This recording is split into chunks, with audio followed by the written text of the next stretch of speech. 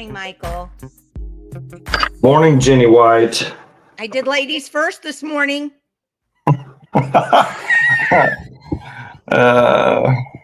Hey, what do you think about our new logo up there? Yeah, I like that. Shining brightly like the sun. I do like that. My laptop is about to die for some reason, even though it's plugged in. Everybody who's out there this morning already, send checks to Michael to get a new laptop. No, my... Evidently, Michael needs some help with the new laptop. This has been going on for quite a while. My laptop's okay. It's the power is not. Oh, really? My little plug here should have a green light. It's plugged in and it's not going. Well, so I guess then you and then me and Kendall. Oh, they're so cute. Good morning, ladies. We already have our sweet ladies on this morning. Every time we talk about property taxes, people are excited about coming on, about being on the program. So I'm glad and watching the program because it's a super, super important topic. So I guess if you buzz out, then we'll just go. Well, go ahead and get Kendall on because I got to go get an extension cord because this outlet's not working over here. Okay, well, and then Kendall was having problems with her earphones. So hey, today was technology pit, I guess. New Year. That's funny. All right, I'll get Kendall on here if she can. Is she good with her earphones? We might we'll just play it by ear. Good morning, Kendall. I mean, Hi. sorry, Senator Sacchieri. Yeah, Can there you go. Hear me? I can hear you. See, I cannot hear you in my headphones. That's crazy. So if I just take them out and not use them, can you still hear me okay? Yes, and there's not any feedback. I don't hear any feedback, so I think we'll be fine. Okay. You know, it does kind of freak me out, the whole senator thing. I'm not used to that yet. Oh, okay. Yeah, it's a weird one right now. It doesn't feel real yet. You still feel like you're campaigning because you're not in session yet, but we're right there now. It's starting to feel real finally. Is it? Are you excited? Are you apprehensive? What are you thinking? I am excited. I am optimistic. I'm hopeful. I love that. Yeah, I am right now. That early on in November wasn't as much, but yeah, I'm positive right now. Good.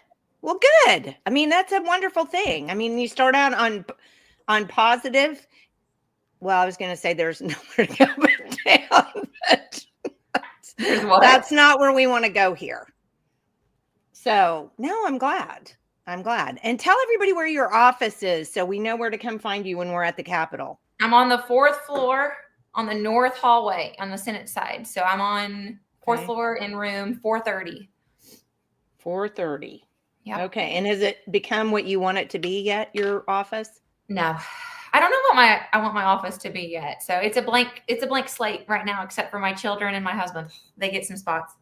Well, that's the most important thing. So maybe next time I come up, I'll just drop you something by. I have a few little constituent gifts that are in there too.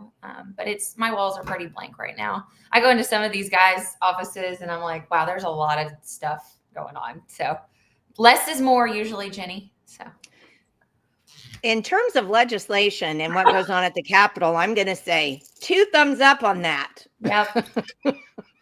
Less is always more. Well, so you went from being McClain County Assessor to state senator. Yes. So go ahead.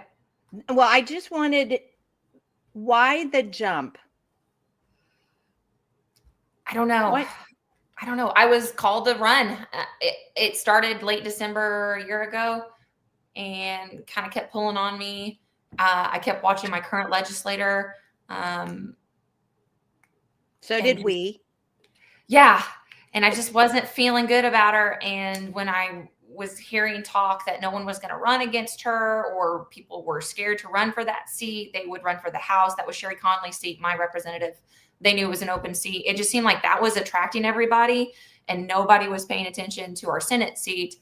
And so late February, after a couple months of praying, and my husband, Wayne it himself, he was on board, and we pulled the trigger and went. And, you don't have to have any qualifications to do this, right? And the same thing with assessor. I was a teacher, and it was kind of a last second decision to run for that seat as well. Yeah, but when you say qualifications and you made that comment, I just wanted to say one thing. I think, and I'm not trying to be flattering, so please know that, because if you do something wrong, I'll be happy to tell you about that too. But of all of the people I think that I've met that have run for an office, I think the respect meter for you pegged when we interviewed you about your job. And you said, well, I felt like it was really important that I get in there because, people had all these questions about our property taxes, what was going on in McClain County. And I felt like it was really, but then you said, I stopped everything and studied everything I could about it. And I was like, God, may we have 7 million more of these? Because that's so true. I mean, it's so many people don't have that thought process. They just kind of go, well, I'll just fly by the seat of my pants and see how things work out. And you didn't do that.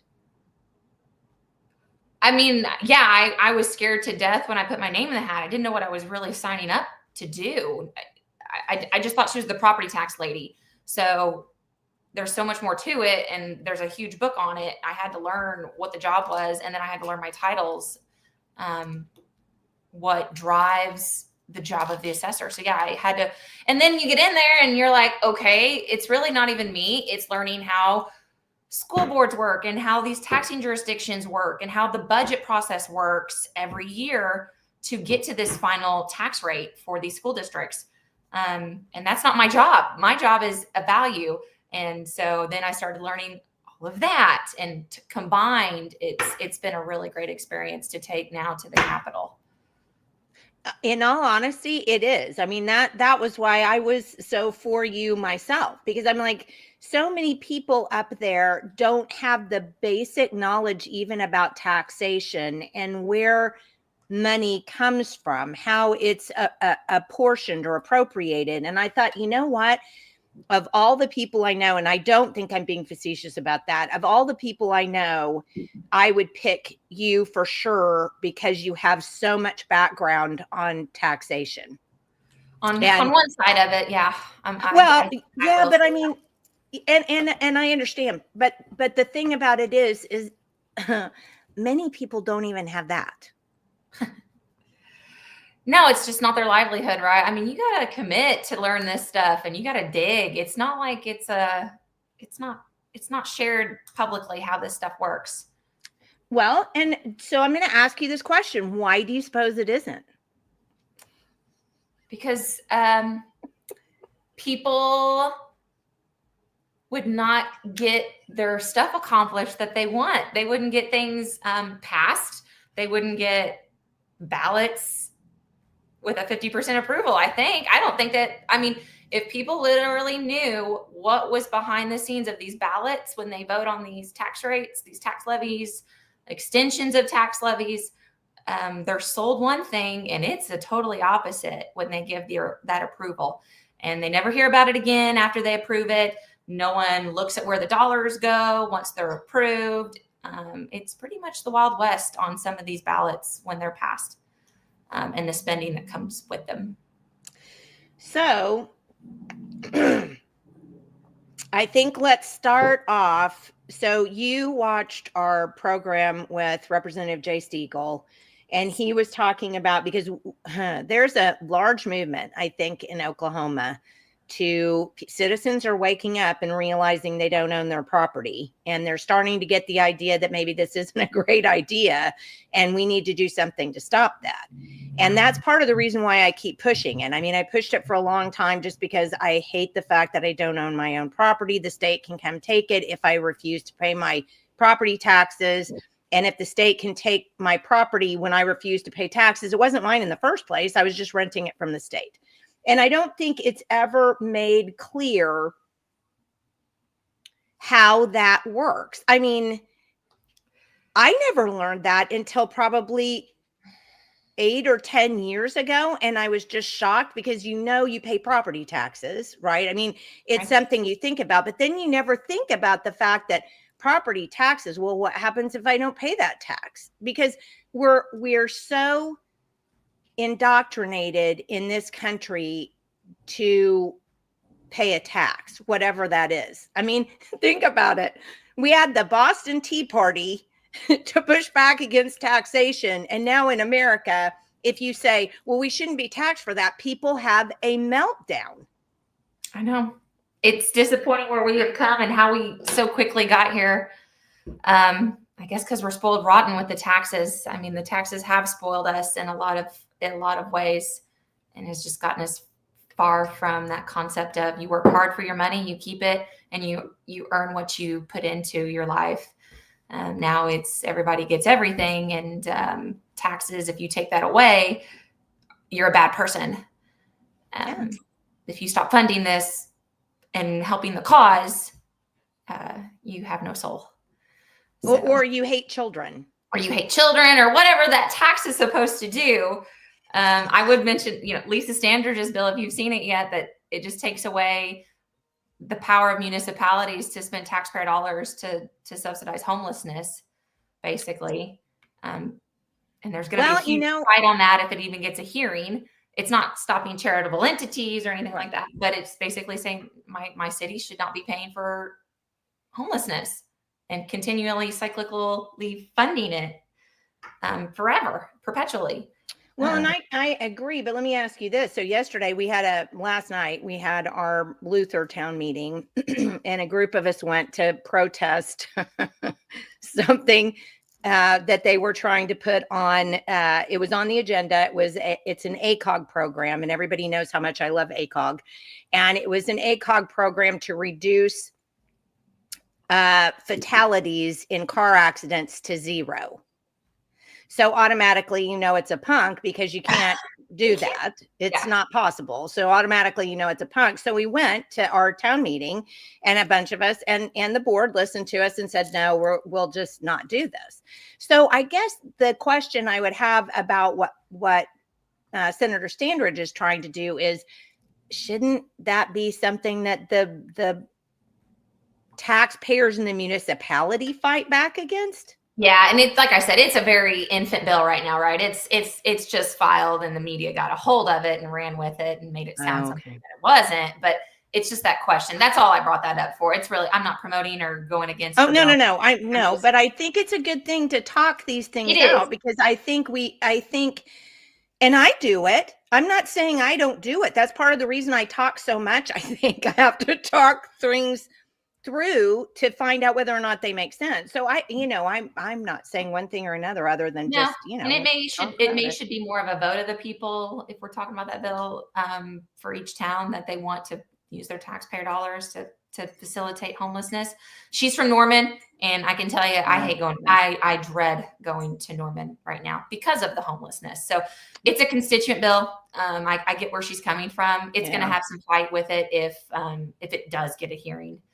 But it's a good question. It really is. It's like, is this where my tax dollars are supposed to go? Yeah. Well, let me ask you this so we can get down the road. So there are so many facets to this. It's almost hard to figure out where to start. You know what I'm saying? I'm here for all of it. Yes. Okay. So, let me just do this. How do you feel like is the best thing to start to explain how we're taxed on our property? How we're taxed. You are taxed on a market value. There's 2 parts of a property tax. It starts with a market value with your assessor. Once that value is established for the year, all values in your school district are then evaluated and looked at through the lenses of your taxing jurisdictions, the people that are going to get these tax dollars and make budgets annually.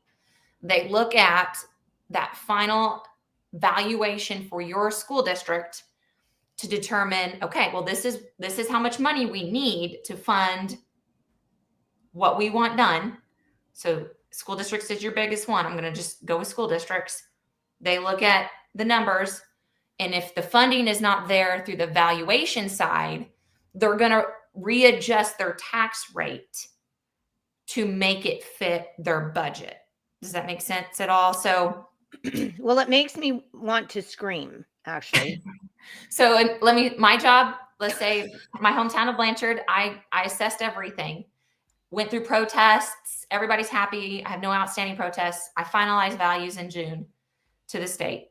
That's when everybody starts looking at their city's numbers. So Blanchard would look at their specific school district numbers. And let's say it's $80 million of assessed valuation. We're not talking taxes. We're talking what your town is worth, what your school district is worth. $80 million, let's say. They look at that, and with their current tax rate that they have, $80 million is not enough to fund what they need. So they get budget makers to look at it, bond makers to look at it. They readjust their tax rates if the funding is not there for the year, and they up that tax rate. So then it levies more on the value, so they generate more property taxes to fund what they need for that year. Okay, so here's my question, and I hope this is a whole bunch of people who are watching. I hope this is their question. Okay, and I brought my whiteboard today. I'm going to Karl Rove it today if we need to. I think if we Karl Rove it, it'll be good. Okay. That's hysterical. Okay, so let me ask you this question. Are there ever any school districts were there ever in Blanchard, did the school district ever make do with what they had? Did they ever not feel like they needed more money? That's a hard one to answer because I have only been here for a decade. I've been here for 10 years. Every year since I've lived here, even before I was an assessor, property values have increased pretty much every year. 15, 16, 17, every year, the price for a house has increased. It probably was $100 a square foot. Today, a house sells for almost $200 a square foot. That's the value we're talking about. So it's hard because every year that means off the top, automatically, just because property value has increased, school districts do not have to raise their tax rate because they're getting enough of it through the increase or the growth of their cities. Does that make sense? And Blanchard has boomed. So every year, more rooftops off the top means schools get more money before they even look at a budget. Okay, so let's stop 1 second before I lose my train of thought. Okay. So don't you think that automatically could set up a partnership, if you will, between contractors and the school?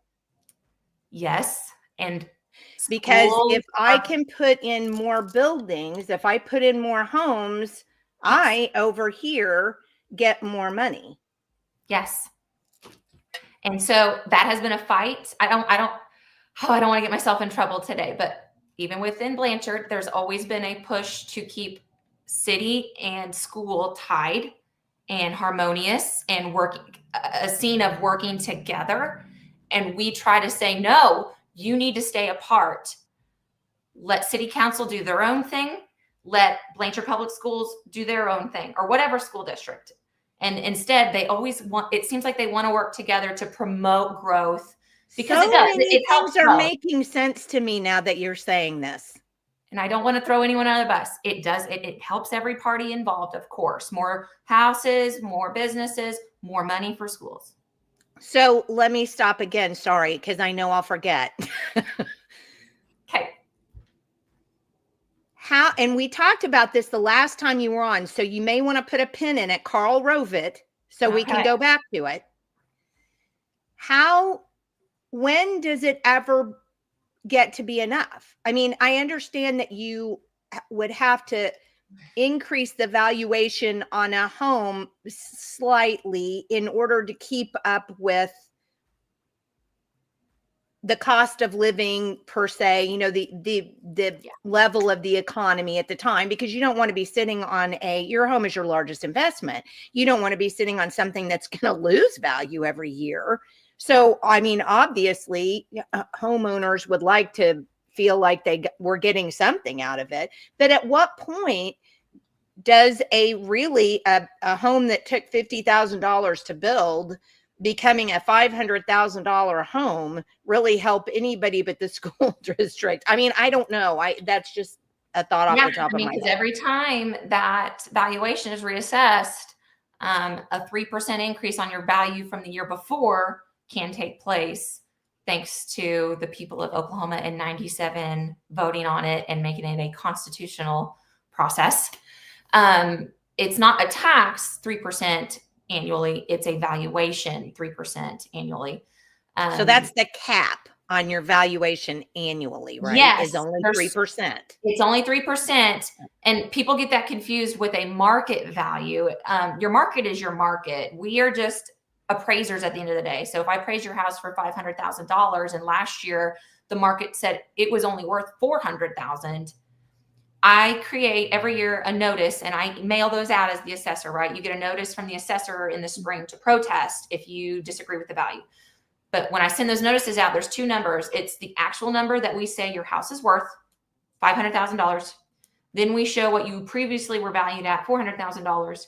And then we show you what your taxes currently are going to be based on with that 3% annual increase. So 400,000 times 3%, whatever that number is, that is what, it's not 500,000 you're going to be taxed at. It's the 400,000 plus the 3%. So probably $411,000. Okay. Or whatever 3% is. Okay. Honestly, I look funny because I'm making these weird expressions because I'm trying to keep really focused in on what you're saying and keep up with it. And let me hit what you said though. You were like, when does it stop? It doesn't stop.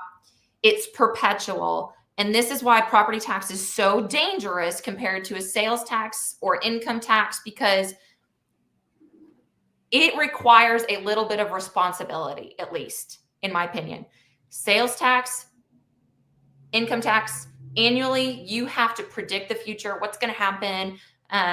You're not budgeting anything on the hopes that it's going to keep increasing year over year. You have to be fiscally responsible a little bit because, we know Oklahoma, we know oil and gas isn't always there. We know that's not happening with a property tax anymore. It is just, they know the money's there. They know they're going to get an increase annually through the valuation.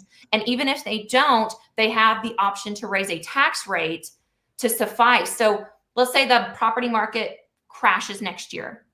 And I assessed everything last year at 80 million. And now I say Blanchard Public School District is only worth 40 million. Well, they're going to see that loss in value. And they're going to say, guys, we still have outstanding debt. We still have bills to pay. We still have everything that we still owe. We're going to have to jack up a tax rate in order to make the same money that we made the year before with that $80 million valuation. So they can come in and they can look at it and say, well, the valuation's not there, guys. We're going to have to raise the tax rate so we can tax these people at the same amount again to pay for everything that we paid for last year. Does that make sense? You can't do that at the state. I don't want that to make sense. I'm just telling you how it is. Everyone yells at me at the Capitol even right now. Some of my legislators are like, well, you should just lower the value of everything. You shouldn't have to follow the law and be a market value. And I was like, I love that theory. But if I cut the valuation in half, even as an arbitrary number, I don't determine the taxes. Like no one can wrap their mind around that. I just set values. And then the jurisdictions get a hold of it and say, that's not enough value. So we're going to raise the tax rate. What we're going to levy against that. So we still get our money. And the problem and why people are starting to really wake up to property taxes is because we are at it's a mixture right now. The highest property values have ever been, the most debt we have ever been in with property, with school districts. We just continue to pile on more debt. It will be unsustainable at some point, in my opinion. Texas is probably going to be in the same boat. Have you seen a Texas public school district? They're ginormous. I mean, and that's why property taxes are through the roof. You're funding what you want, but at the end of the day, you're going to pay for it. And we approve all of this. We approve every single bond. We allow this to happen. So I don't know where to go from there on that, but well, so let me do this. Let me do this. Let me go to, we have several viewers on Rumble, and those comments don't come in. I can't pull them in like I can on the other channels. So let me ask a couple of questions to you. Okay. Whitney asked, does spending money on schools mean better education and outcomes for teachers and students, or bigger buildings and football stadiums, which can also benefit developers? That's the big question, right? Does spending money make education better? That's what they're going to sell your bonds at. They're going to sell these bonds to the taxpayer as, we have to have these things because it draws better educators, and we have to keep up with the next door neighbor, or we lose good teachers to the next town over that has the 2-story field house and the turf field. And I fully disagree. I fully disagree with that argument. And I don't think test scores are showing that. Then we have another one. What do you think about raising taxes just because there is inflation? Is it fair to raise taxes when global investors move into residential property and create temporary bubbles in property values? Now, you pretty much explained that. You said you don't set you can just valuate, but it's the people that are benefiting from the taxes that determine what the tax rate is. Yes. So you keep going. I'm just going to show how a tax is determined. Okay, Carl. I think it'll help, but no, it's okay. not right. This is a really good comment. Huh? This is a real good comment from Steph. She's a loyal viewer. Love Steph. See, we the people are part of the problem, not being educated ourselves. That's why we love you, Steph. Yes, that's exactly what it is. And that's part of what we try to do here, right? And you too, Kendal, you're great about educating people. And honestly, that's another reason why I'll have to use the L word. I just love you, because instead of just saying, well, it is the way it is, or not wanting to discuss it, and this is a horrible topic. So you're already in the state Senate, and I mean, it's not a comfortable topic. And yet you're here talking about this, trying to educate people so we can help us to make this stop. And so God love you for that. I mean, I'm serious. Well, and this is why I will sit with anybody and I will dedicate a whole day to educate people on what's driving property taxes, because to the point of Representative Stigall, this is going to be so hard to defeat. Property taxes are tied to everything. There is so much debt that will have to be paid before you abolish it.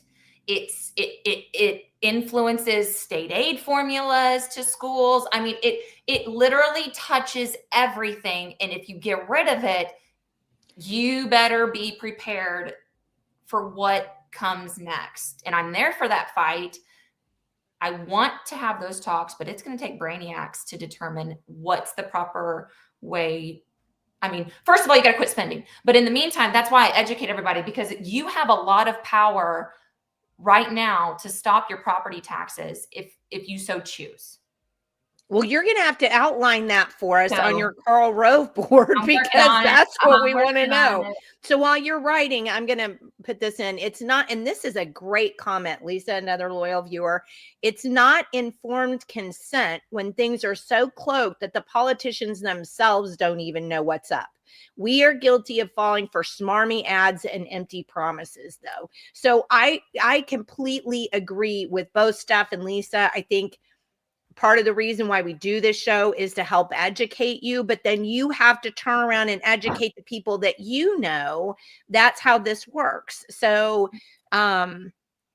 okay, what do you have on your board for us? Okay, I'm ready. So the first okay, I'm just gonna teach everyone how to calculate a property tax.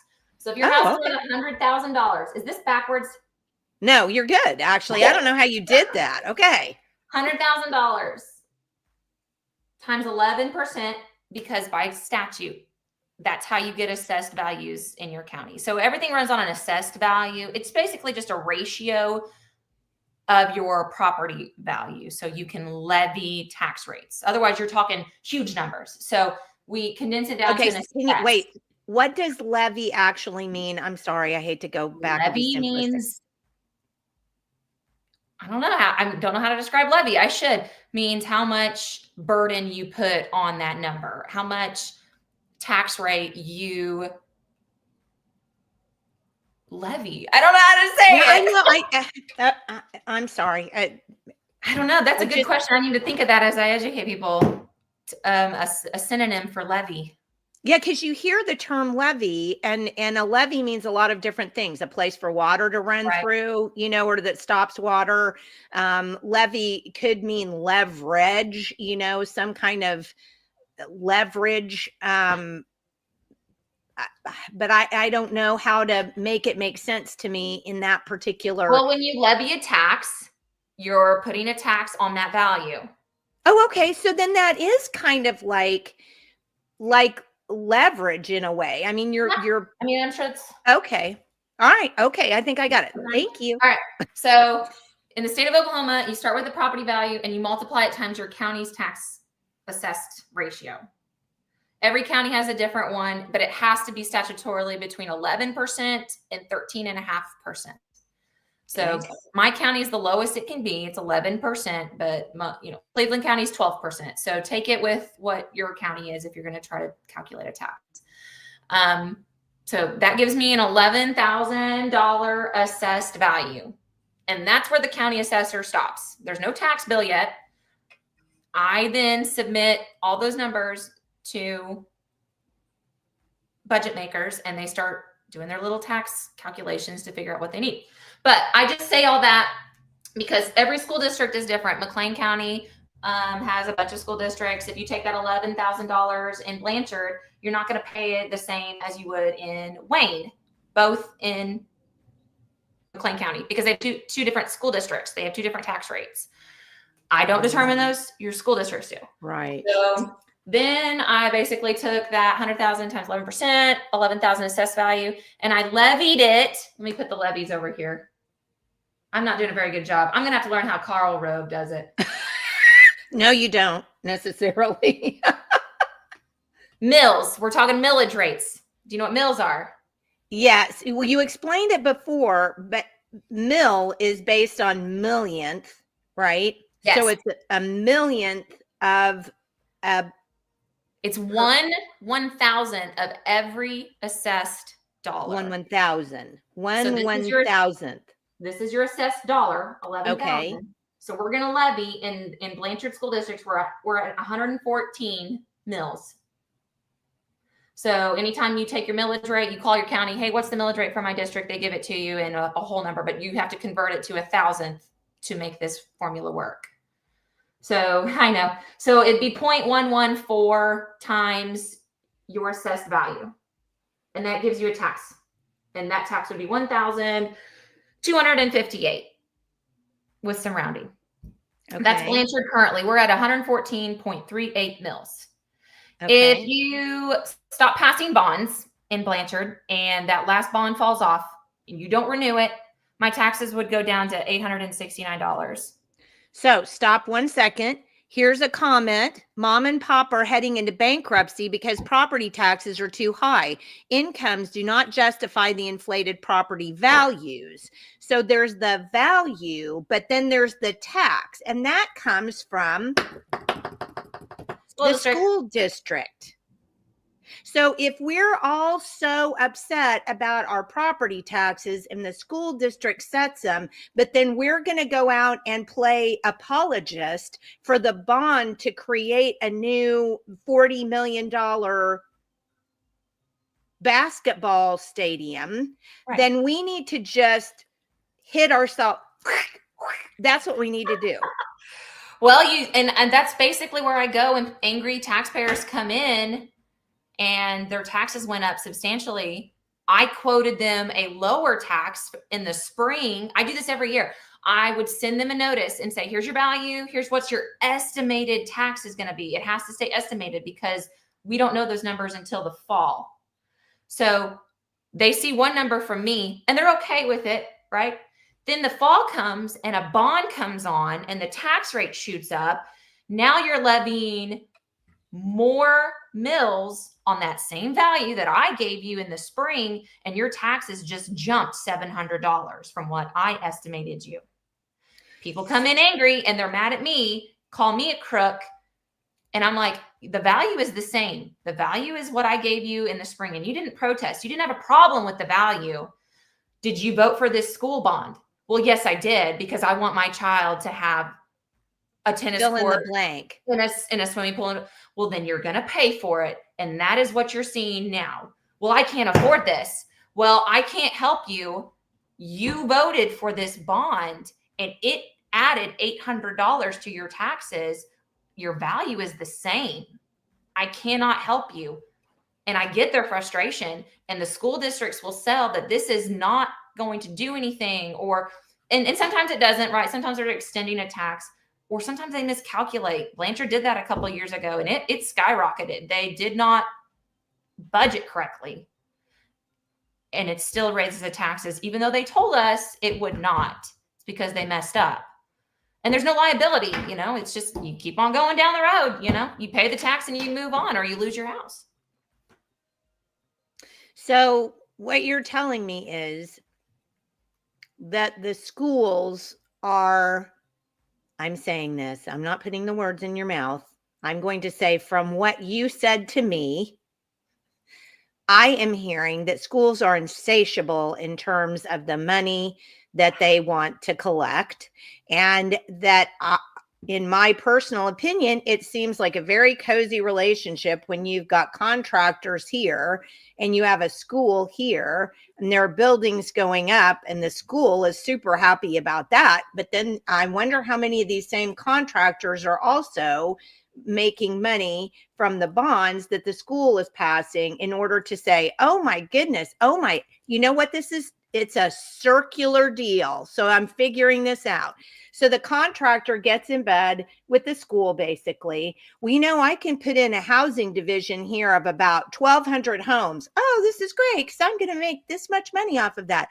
Okay, well, once you put in those 1,200 homes, then I get to say, oh my gosh, we have all these new kids coming in, and now we're going to have a bigger stadium, and now we're going to have a blah, blah, blah. So guess what, taxpayers? We're going to have to raise your we're going to put in a bond so that we can get this new stadium, and we're going to come at you and we're going to say, well, but your kids have to have this because we have 1,200 new homes out here and we don't know.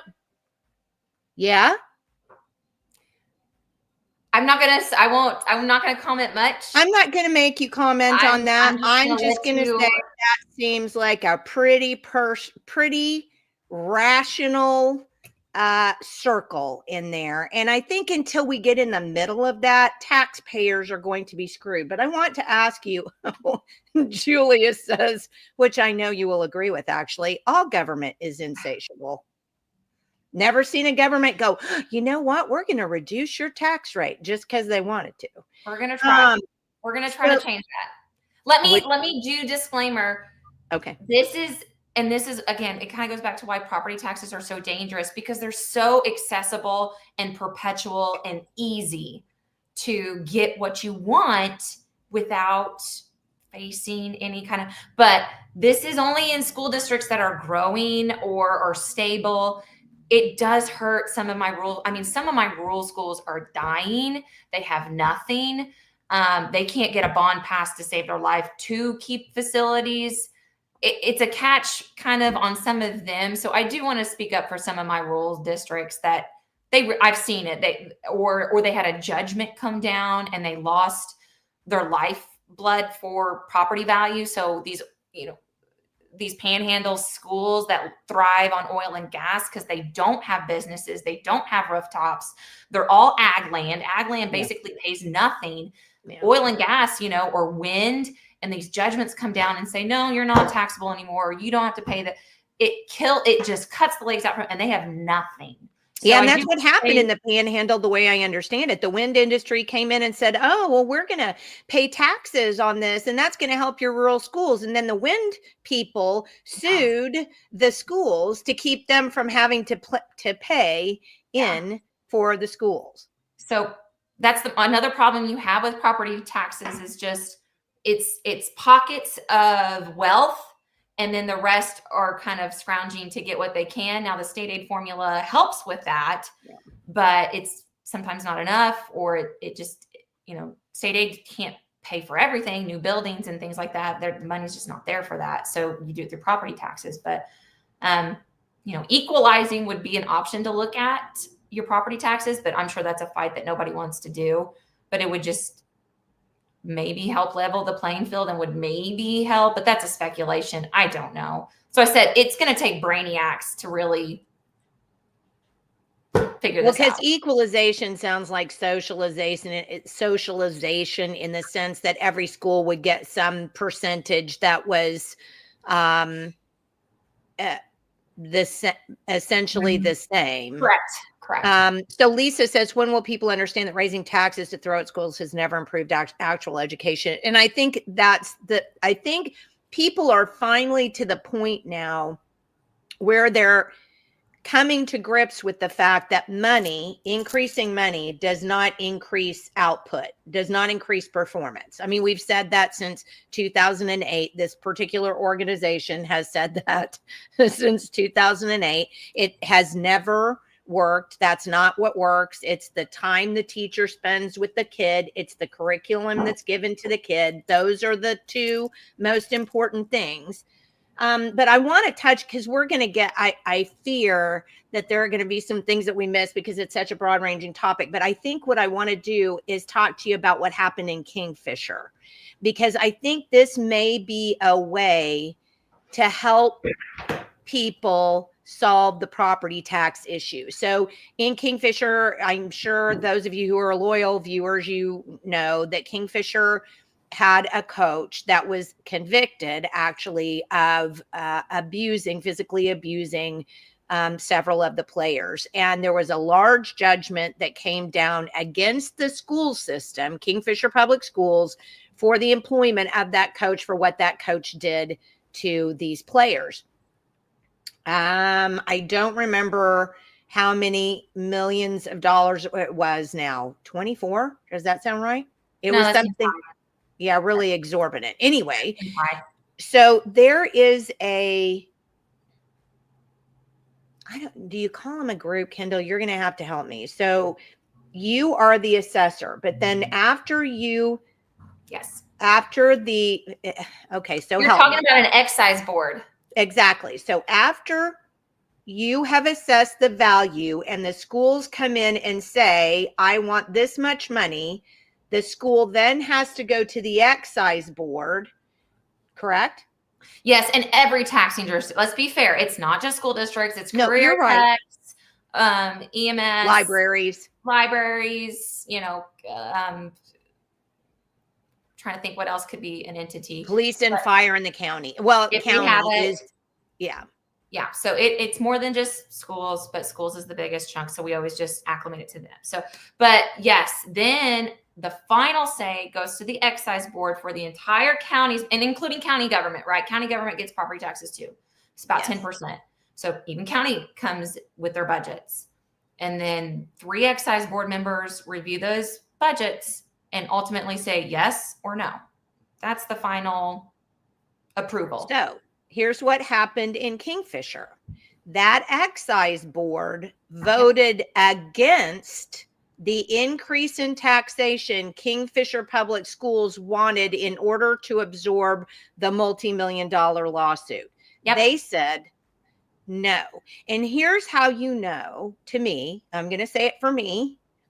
In my personal opinion, this is how you know that schools are just flat corrupt, most of them at this point. So the Kingfisher School Board basically voted then to get rid of something like 15 positions in order to be able to pay for the multi-million-dollar judgment. And the one person that wasn't fired was the coach who started the whole thing in the first place.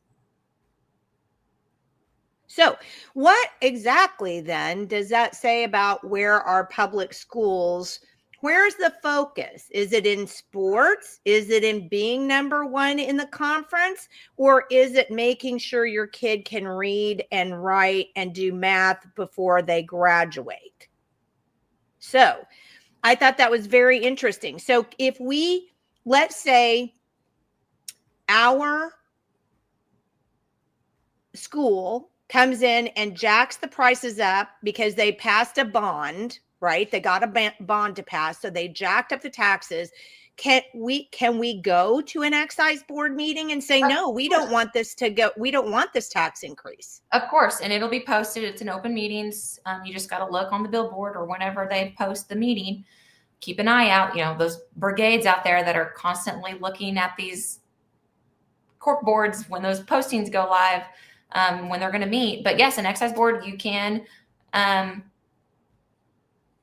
attend and watch. I don't know if you can make public comment or not, but I mean, these are 3 people that are appointed by different groups, different entities within the county, and they're people and I just got to commend these excise board members. I've never seen it done. It sets a precedent that is hopeful, and other schools that are going to follow suit, like Kingfisher, Ninnekah, Wetumpka, whoever's getting hit next with one of these lawsuits. I hope it will encourage other excise boards to not just rubber stamp these budgets anymore and actually make schools or anybody that takes tax dollars to be a little bit more responsible. So it's never happened. I've never seen this happen. I was so excited when that happened for Kingfisher. I've never even heard of that. Lost their job. That's the crazy part. I couldn't believe that they could do that. So I got to dig some more. I need to call Kingfisher. I was always under the impression property taxes do not fund salaries. So how they're getting away with cutting these teachers, because it didn't add up. So I do need to get my facts straight. But, I, as far as I've always known, salaries are not paid for by property taxes. I'm sorry. I was giggling because Lisa says someone check on Michael. Lisa, he has been checking in with me, and he's the last thing that he told me, he texted me and he said, my power supply completely went out. I'm trying from another laptop, but my battery has to charge for a bit before I can come back in. Oh. So he may be out there watching on his phone. I hope he is. But yeah, that's what happened to Michael. That's so funny. Ina says, of course it's sports. It's ridiculous that athletic directors make a salary of $100K. I mean, well, that's your school board. Your school board determines these people's again, it goes back to your school board. And I don't want to throw anyone shade. I don't want to hurt these school board members, but these school board members are so powerful, and I don't know how we have gotten to the point where we don't even realize that those are the ones that makes all the shots. How do they make all the shots and nobody knows it's them? I know how. It's called propaganda, and the OSSBA, the Oklahoma State School Boards Association, loves to tell people who get voted onto school boards, oh, don't worry, the superintendent will handle all of that. Is that it? I just don't know. But that's it. They tell them from the beginning. I mean, we've had people who go to OSSBA, because trainings, and they'll come back and say, yeah, they basically told us to do whatever the superintendent says. And I'm like, you know what? That's fine. But it's still our job as taxpayers to hold these people accountable, and we don't. That's okay, Lisa, there he is. He says, yes, I'm watching. I hate that I can't chime in. Well, you may just have to chime in here until until you can get back on, Mr. Grande.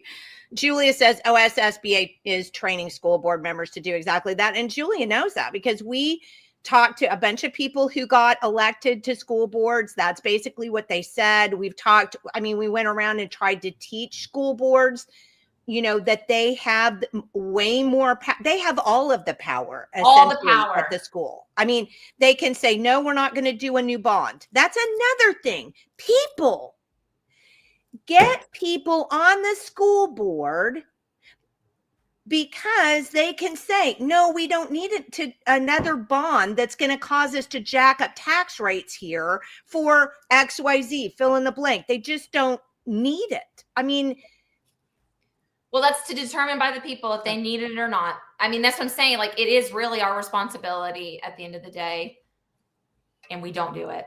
And now we're finally waking up because it's getting so bad. It's getting bad enough now. People are like, wait a minute, I can't keep doing this. 20 years ago, taxes were low. Things stayed stagnant. People weren't building. I mean, schools weren't building pools. I mean, a pool. Just, it blows your mind. And that question will have to come. What is education and what is not? And that's going to be determined by the people of those school districts. So Lisa says, and this is a good point, if we don't throw people under the bus, if we don't call them out when they're doing bad things, nothing will change. And that's true. I mean, for a lot of years, it has been, oh, well, we can't talk badly about, and I think it was Ronald Reagan, who was my first vote when I was 18. And I think it was Ronald Reagan and that whole, what did he say? Something about, let's not talk badly about fellow Republicans or something. And so basically that seemed to set a tone that you were never able as somebody to push back against what was going on because you didn't want to be mean. Well, the problem isn't whether you're mean or kind or anything else. The problem is we are the ones footing all of this crap and nonsense. And if we don't stand up and say, you know what? No, I'm not on board with that. You don't have to call people names or throw rocks at them. You just have to say, we're not. No, I disagree with you fully on that. I'm one of the people supporting this. And I say no. Yeah. That's all you have to do. That's what we did when we went to the meeting last night. Nobody got mean or ugly. We just said, please don't do this. This isn't going to benefit our town at all.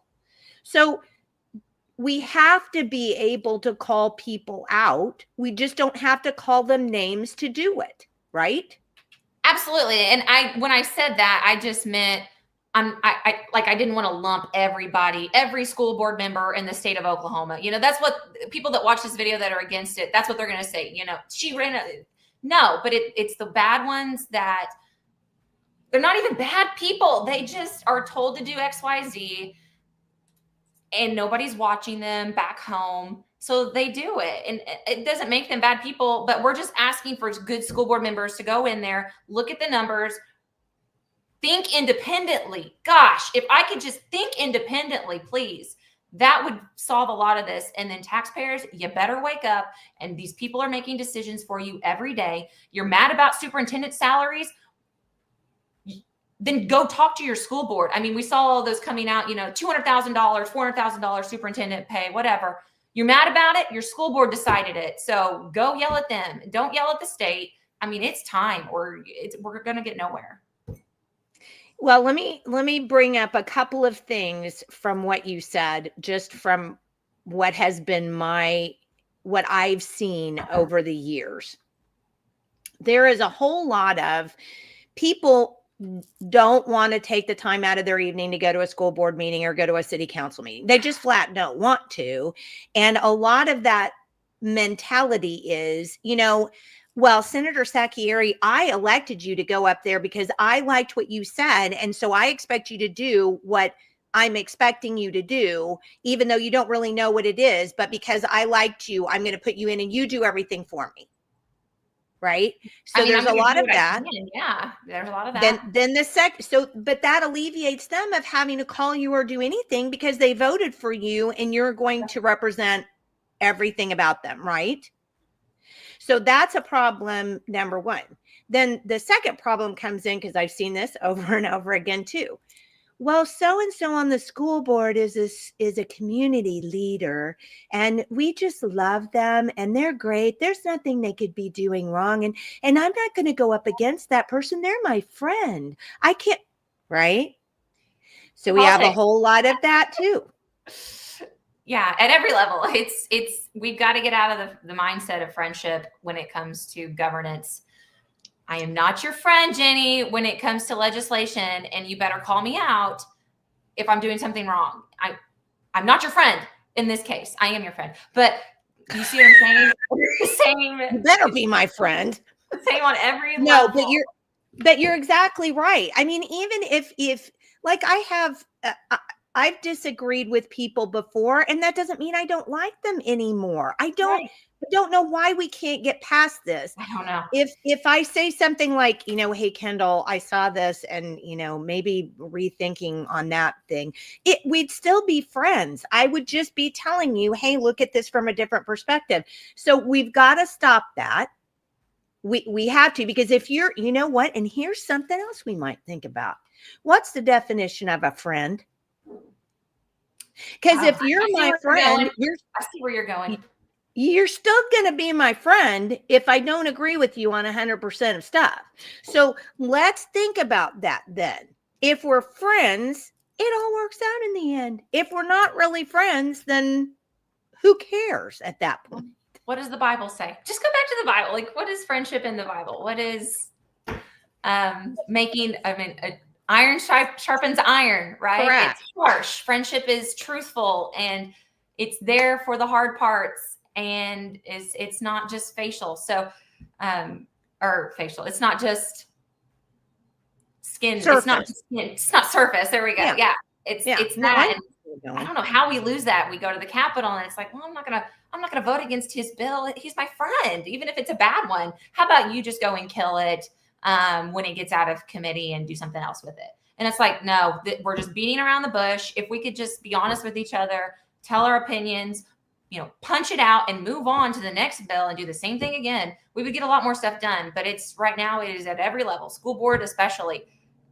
This is my church. This is my deacon in my church. This is my neighbor.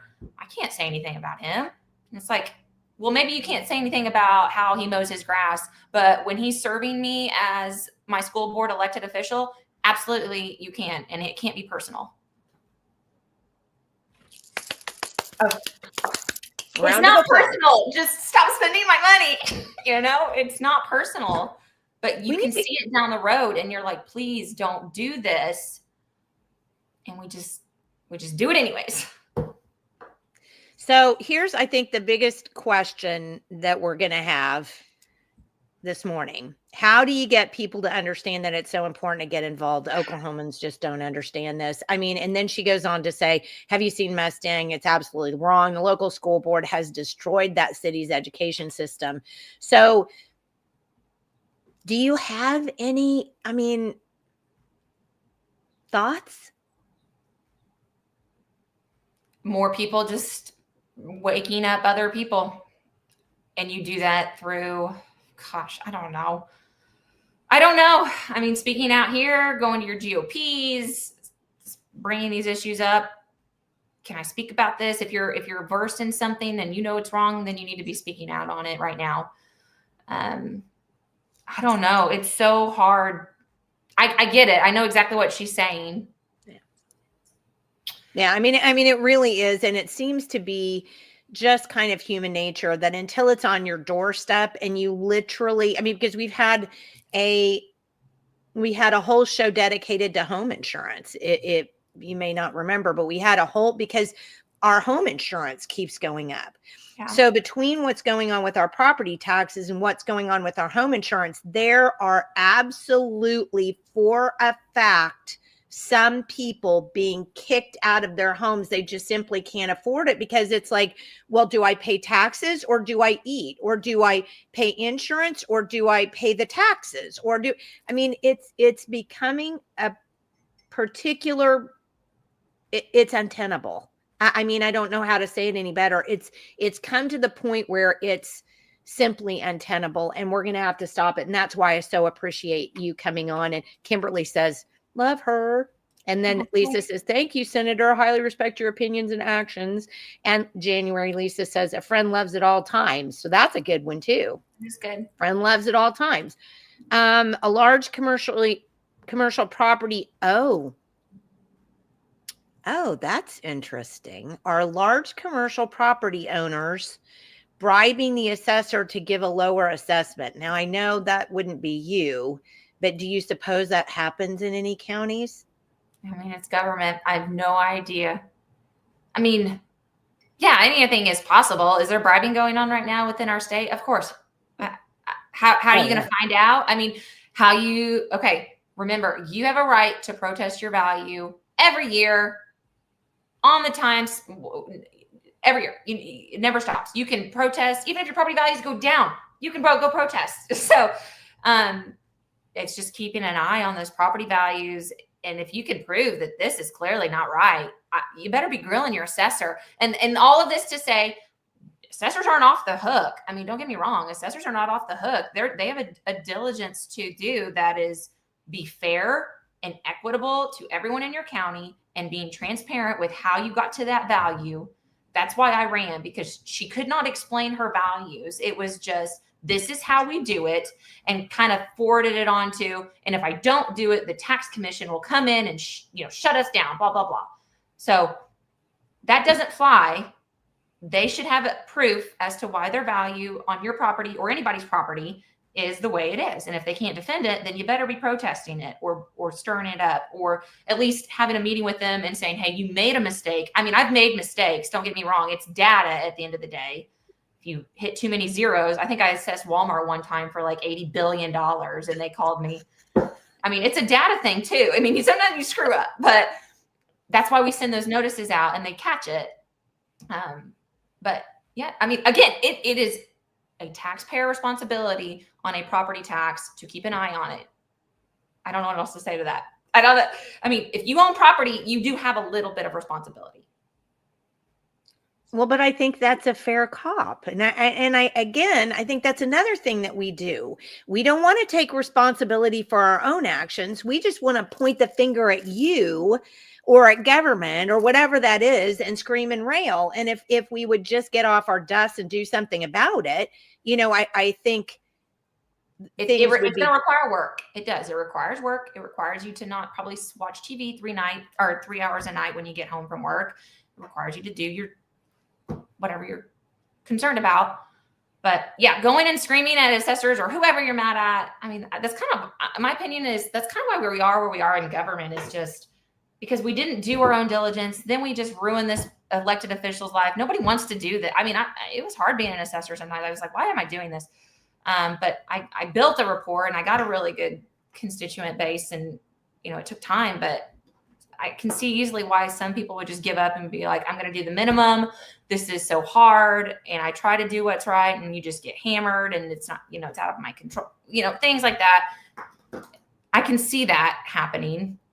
And I feel like I'm rambling now, but no, but it's true, because I was the same way, when I was mayor, it was the same way, I just gave, because I think we're both very much alike in the sense that we just throw ourselves at what we're doing. I mean, it's our focus because that's what it is. And you really focus. And I was doing that and giving it like 90% of my time, and you don't get paid. And then the one time that you have to raise the water rates because you simply can't not, your city isn't even paying for what they're doing for the customer as it is, and then they come in and scream and yell at you and, whatever. And you're just like, why am I doing this? But I didn't even get paid. It was a volunteer job. So I totally understand how that can be a problem. But here's the question. Tell us how you go and protest your valuation. How do you do that? That's great. So every spring, early spring, assessors' offices are getting ready for the new year. It starts in January and they start determining their values. By February or March, they're mailing out the statutory notice that they have to send to every taxpayer if their property value increased at all, $1. They have to mail out a notice to you. And that's what starts protest season. You don't have to receive protest season. We call it protest season. You don't have to receive one of those notices to protest. You only get one if your property values go up. Okay. But all you do is call your assessor if you want to know how much they're assessing you at if you didn't get one, right? That's what I said. Even if your value goes down, you can still protest. So just call up your assessor. Most people have a website anymore. You can look it up also, but just give them a call.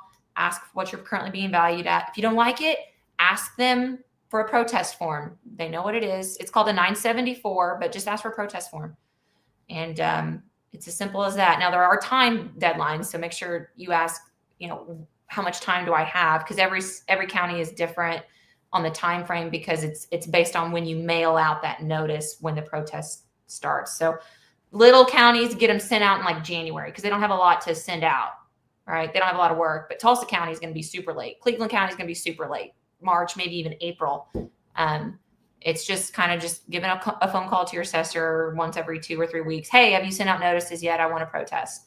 And they'll let you know when that protest season starts. Well, guys, I don't think that's super hard. It's not. I was shocked. I mean, my first couple of years, I had hundreds of protests, but it went down for me, maybe because I got it under control or people understood their values. I don't know, but it's not a hard process. And if you have a good assessor, they will walk you through most of the steps as well. I mean, I'm not going to do your job for you. I'm not going to go, I don't know what you would want to do for your protest, but whatever your job is to protest, hey, my neighbor sold, doing your homework, but I'm going to do my job and say, this is where I got my numbers. What do you have to, show a contradiction?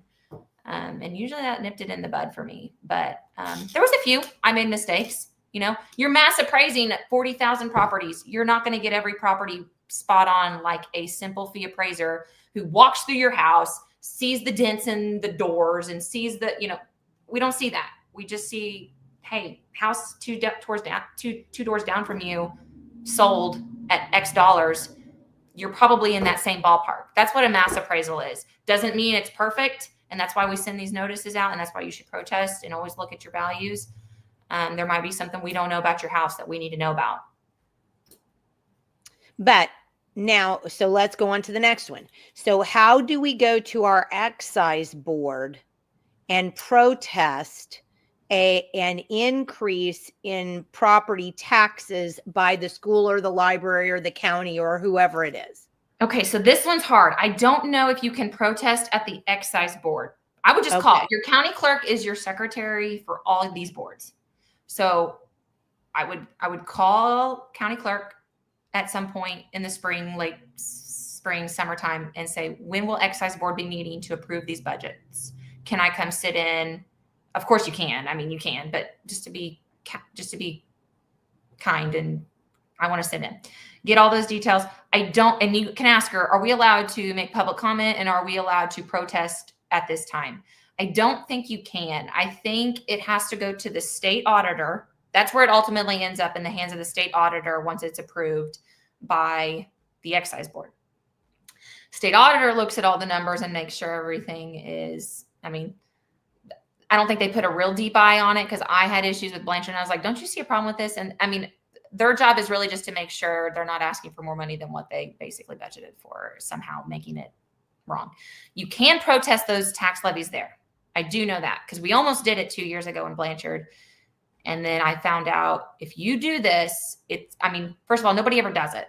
I don't think it's ever really happened, but you can protest. I never even heard of the excise board until probably a month. Well, I think you brought it up. And that's where I heard of the excise board. Yeah. And then after the whole Kingfisher thing, that really rocked my world. And I was like, wait a minute, not only is there an excise board, but we could tell them maybe not to do that. You can ask them to not do it, or you can open their mind up a little, but excise board gets training too. And it's very vague and very brief. Most excise board members are just doing it out of the kindness of their heart because they need a chair filled. It's hard to get someone to serve on the excise board, honestly. Do they meet every month or just once? They do. They do a lot of meetings. Okay. So it is a tax on your time. Usually it's retired people that can afford to be at 10 a.m. at a meeting at the county to approve something. But they do wear a lot of hats for the county, and they don't get paid a lot. I mean, I think you just get paid your mileage to drive there and back. But it's a powerful job. But I know that you can protest to the tax levies at the auditor's office once they receive them. But if you do that, it will probably send ripple effects through the state, because it will, if it actually does go to court, it's going to tie up those property tax dollars until it's settled. And you know how litigation is. It could take years. So if it takes years, that means your schools are not getting money. Anybody, county's not getting money, sheriff's office, nobody is getting money until it is settled and determine what the outcome is of the judgment. That is very interesting. And I Scary. will tell, yeah. It's very hot. So. And I will say this. So there is a kind of an alternative component to that. And I got to get these guys on, but they're in our town in Luther. There is a lawsuit being brought by a citizen against the bond that I know who you're talking about. Passed. And the reason why the lawsuit is going forward is because the school was not following the law about how you create a bond. And that is another big thing. So I think if you're concerned about your property taxes, and yet you're not following what the school is doing in terms of bonding, are they even putting the bond out properly in conjunction with state law? Because there is a state law that talks about how you bond. So that's another even thing that we need to talk about, because I think what's happened, and I don't know, I think you'd probably agree with me. I think what's happened is it's that, oh, we've always done it that way thing. Well, so kind of, I mean, this is a new concept, how we bond, and that's what he's fighting. And I'm kind of waiting to see what litigation determines before we pull anything at the state level. But yeah, that will be interesting to see what comes of it, because I'd say he has got a fair argument. And this is a new concept. I mean, they've kept going. So he apparently has a fair argument if the judge keeps hearing it. So. These series bonds started popping up probably a couple decades ago. This is not how we've always done it. But, you know, government finds a way around, and schools found a way around what the Constitution, what it says in Article 10, Section 26 says schools should do. They found a way around it. And I would say schools are not the only ones that found a way around stuff. Yeah.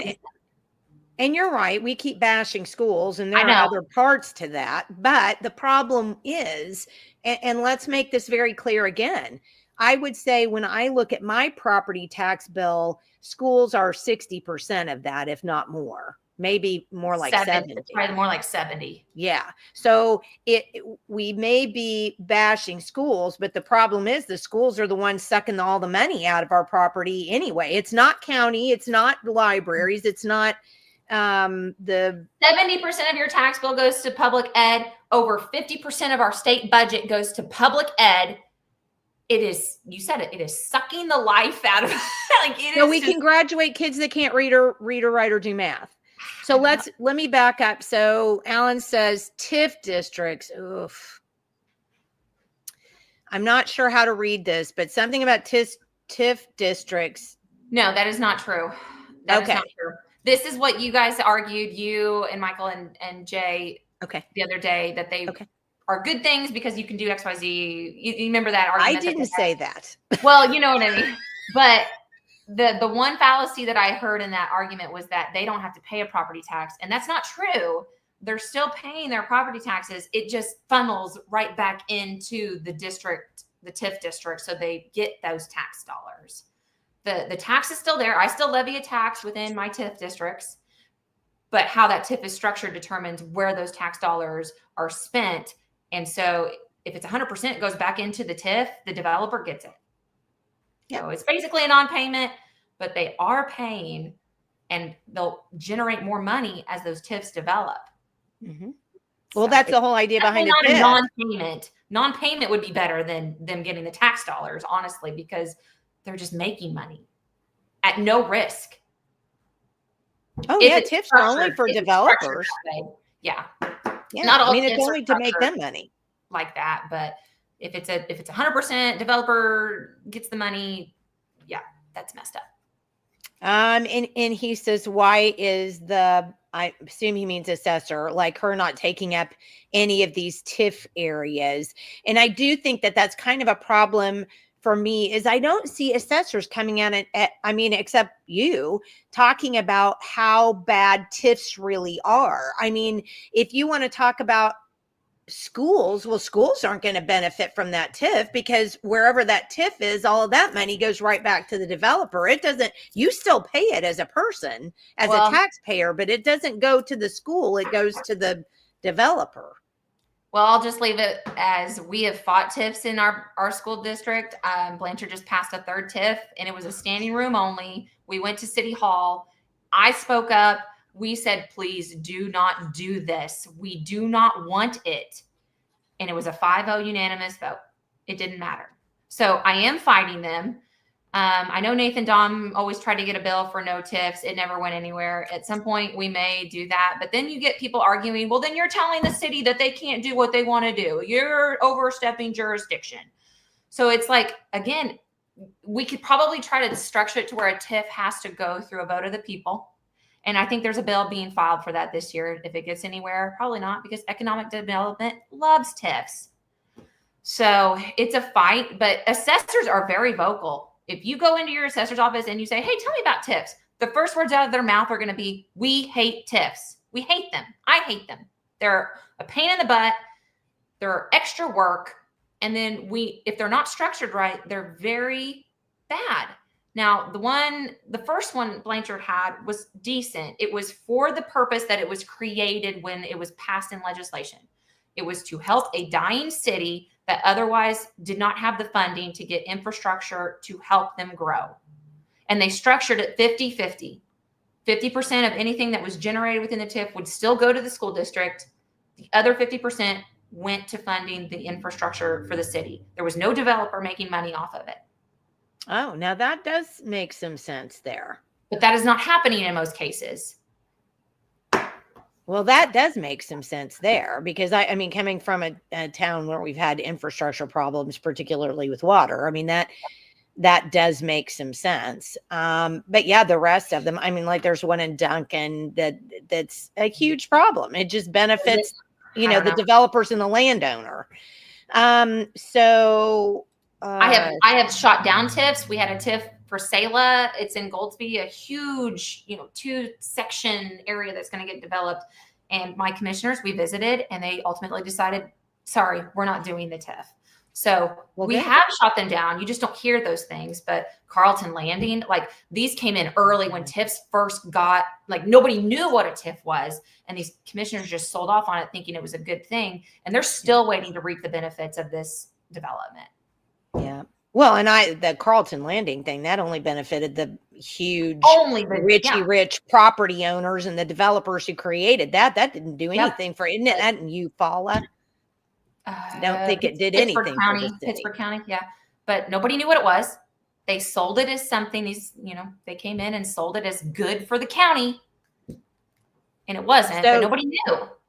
Julia drills down to the bottom. Why do we empower these tyrants? Well, we empower these tyrants because we put them in and then go on autopilot and don't pay any attention to what's going on. And I don't know if anybody knows this or not, but the concept of autopilot in a plane, eventually, if you don't take back over control of the plane, it goes and blows up because it hits the ground. So, I mean, I even wrote an article about that they published in the Federalist about the fact that if you keep your government on autopilot, you're going to wake up and realize you're burning to death in a fire of your own making, because the plane's just gone, right into the ground. But how do you get people to understand? Yeah, you might have to go to your city council meeting. Yeah, you might have to call your county assessor. Yeah, you might have to. It's just, people so want comfort. People so want somebody else to take care of their problems because they want to give you excuse after excuse as to why it is that they can't do something. And it also, another reason why you have so much of my respect. You have 3 little, not big people, not like me, where my kids are grown and almost out of my house. Well, when they don't come back, they're out of my house. You have little people at home that you need to be raising. You, of all people, could say, I don't have time for that. I got to be raising my kids. And you manage to raise your kids, help your husband, and do this all at the same time. So you're the perfect example of that whole I just can't nope. Yeah, I mean, it's not without a price. There's a lot of nights that I don't see my kids to bed, and it sucks. But it's getting better, and I have a fantastic husband, thankfully. But no, you're absolutely right. I mean, our forefathers have said it. All of them have their own sayings for it, right? But it's not free. It's perpetual vigilance. That is the cost of liberty, or you give it up. If you can keep it, we have a republic. If you can keep it, it is a fight. And we just don't fight anymore. We have been spoiled rotten. Well, I almost want to stop there because that says everything right there. But I just want to make a point. Yeah. Yeah, so many people have kids at home, and so many people are just trying to keep it together. But I need to make the point that if you do really love your kids, if you had your kids because you love your kids and not because it's just the thing to do is to have 2 kids and a dog. If you really, really love your kids, you've got to realize that if you don't get off your butt and start doing something, your kids aren't going to have that better life than you had it. It's simply not going to happen because, as we've said on this program numerous times, and even I think Kendal has said it before with us, this isn't sustainable. What we're doing now is not sustainable. The level of debt we have in these school systems, in our counties, at the federal level is not sustainable. And at some point, it's all going to crash and burn. So do you want your kids to end up in that situation, or do you want to fight as hard as you can to keep your kids from getting into that situation? Hear, hear. Yep. Last one, I guess. Public schools don't teach government. Well, Gracie. Yeah.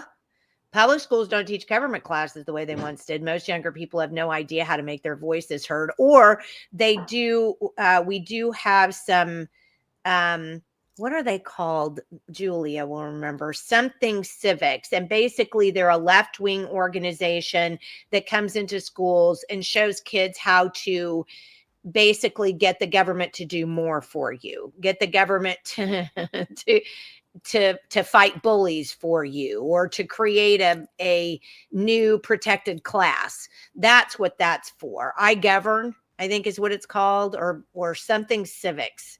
So we don't want that either. We want people to understand what the Constitution says, what our responsibility as citizens are, and what legislators' responsibilities are. And we want to follow those and be awake to those and pay attention. That's what we want to do. Okay. Yeah. I know I hadn't heard of them. Do you have, yeah, you might probably see them at the Capitol this year. Okay. Do you have anything else? I mean, because we're at 124. Do you have anything else that you want to make sure parents, taxpayers, whatever, know before we get off of here today about property taxes? Just know that property taxes are intertwined. We said this at the beginning, are intertwined with so much. I will always be an advocate to get rid of them. I don't know how we're going to do it, but we can do it. I'll leave it with, we discussed, you have a lot of power right now to get your taxes under control, not zero, but at least under control. Get to know your school boards. And school boards are going to be key in making our education better. And right now, our school boards don't talk to our teachers. Our teachers are scared to talk to school boards. So you're not getting input from your employees, first of all, on how to make your business run better. That's a huge problem in my hometown. I even tried to set one up. I was like, will you meet with my, so-and-so? And my teacher was too scared to sit in a safe, like, one-membered of the school board because they're worried for their job. I don't know why. But most good teachers just want to teach, but they need a climate that is safe and they know that they don't have to worry about discipline. That's the key to make your education better. It is not going to be field houses. I left Newcastle and they have a 2-story turf field. I could use the gym anytime I wanted, whatever. That did not keep me there. It was the discipline and the classroom sizes and the lack of support from my administration. That is what teachers are looking for. So be an advocate for your teachers. If they can't talk to their school board, I think they said there even is some law that says that they can't talk to each other. So we need to look at that. But school boards are key. It is not the money. Well, what you said sounds like something that a superintendent made up, because I wish Michael could have been on today because he could have talked school boards until all of our ears fell off. I need to know if that's true or not. But yeah, someone told me that there is some law that says you can't talk to your school board. Yeah, I think that's Gracie says, show up, speak up, and don't back down. And I would have to agree with that. Get a few friends with you and start going to your school board meetings, and they're going to look at you like, what are you doing here? And just let them and be kind. And, we'll back you. If it comes to be a problem, we'll back you. But my hometown is active now. I mean, we don't miss nothing. We are daily checking a board because they like to sneak in special meetings. Right now we have a vacant seat. They appointed someone in the school board. I would assume it was by the recommendation. I'm not going to get myself in trouble, and there'll be an election for him coming forward in April. And we have a really good guy running that would be fiscally responsible and would not rubber stamp everything. It's going to be a fight, but we're gonna do what we can to help get one of 5 in there at least that does not just rubber stamp what the bond makers say or what the superintendent says. We want to hold these people accountable. So one at a time, getting good people in there and holding their feet to the fire. Well, and that's the other problem that we have, though, too, is those elections. People don't realize. I can't tell you the number of people that I've talked to in Luther, and they're like, I can't believe you're not our mayor anymore. I would have voted for you, but I didn't even know there was an election that day. So that's the other problem. I mean, it's personal responsibility. If you are a taxpayer, if you're a voter, if you're a citizen of the United States and a resident of Oklahoma, to vote. But you need to know when those elections are. It's up to you to go make sure when those elections are. And Representative Chris Manning has reintroduced, this would be the 3rd year he's tried to get school board elections moved to the general November election, when at least people are thinking about voting, because that's another problem that we have is people don't pay enough attention. And so those seats get filled. Lisa, so I can tell you we'll all be on that bill, and I think we have one in the Senate too. So we'll be pushing it. We have to pass that this year because it's just silliness not to. Is it wrong of me to want to abolish the public school system altogether in favor of mini school pods taught by homeschool moms and other teachers who care for those who want and need to send their kids to school versus homeschooling? Well, I think we've talked about that on numerous occasions. Teachers have children in the schools and they can't speak for their own children. And that actually does happen quite a bit. You'd be surprised, Steph. When I was a teacher, I found that, and you probably did too. All right, last one. Hard times make strong men make good times make weak men make hard times, and we're heading for very hard times. And that's the thing. Michael, we missed you today. Well, hope we did. You would have been great for some of the school board stuff, but you're exactly right about that. So Senator Sacchieri. Let me allude real quick. One bill that I will be introducing, I know, and if you see any bills that you think is too much government, you let me know, Jenny. I tried very hard to do these very, very clear, very clean. Well, there's one that started in this. Money. Do what? There's one that started in the Senate that I'll talk to you about off air. From me? That I'll just let you know about. Yes. Okay. I got to get it filed either today or tomorrow, and it'll be ready. But it's just simply any ballot initiative that goes to the vote of the people. The first line, it will say, this will increase your taxes, period. before you see the ballot initiative. Yes, that's a step. Those are things that we should be doing, just making it easier for the taxpayer to be educated. Probably won't get it passed, but we're going to try really hard, and it's a simple one. So I think that's a phenomenal one. I say go. You better get it heard. I'll try. All right, Steph says yes.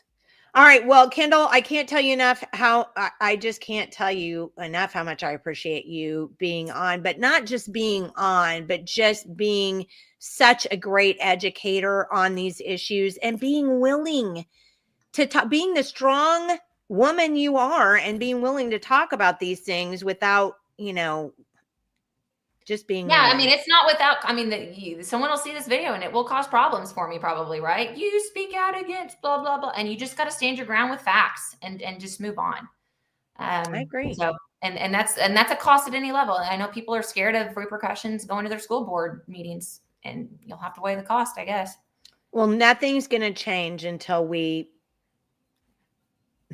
I don't want to say it like that. Nothing is going to change until we become strong individuals that can speak for ourselves without worrying what other people say. Independent. Yep. All right. Thank you again so much, everybody, for being on. On Friday, we're going to have a man who's going to come from the organization Second Look Oklahoma. We're going to talk about prison reform and the criminal justice system. I really suggest highly that you be on for this conversation. He was a huge educator for me. We had a very long conversation and he educated me on so many topics I had no idea about.